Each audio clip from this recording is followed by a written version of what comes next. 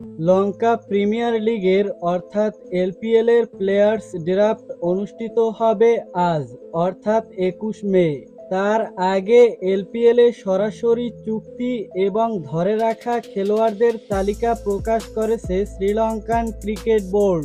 এই তালিকায় রয়েছেন বাংলাদেশি বাঁহাতি পেসার মোস্তাফিজুর রহমান। তাকে ড্রাফটের আগেই সরাসরি চুক্তিতে দলে ভিড়িয়েছে এলসিএল এর দল ডাম্বুলা থান্ডার্স। মোস্তাফিজ এর আগে কখনোই এলপিএল এ খেলেননি। পহেলা জুলাই শুরু হবে এলপিএল এর নতুন মৌসুম।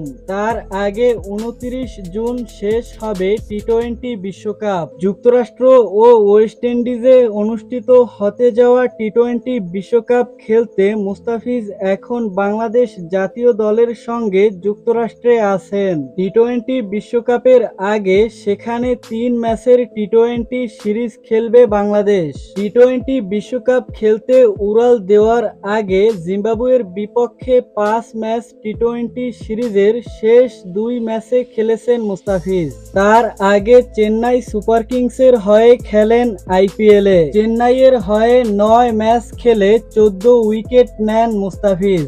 তো দর্শক, ভিডিওটি সম্পর্কে আপনার মূল্যবান মতামত কমেন্টে লিখে জানাবেন। আর ক্রিকেট রিলেটেড যে কোনো আপডেট পেতে চ্যানেলটি সাবস্ক্রাইব করে পাশের বেল বাটনটি অন করে দিবেন। ধন্যবাদ।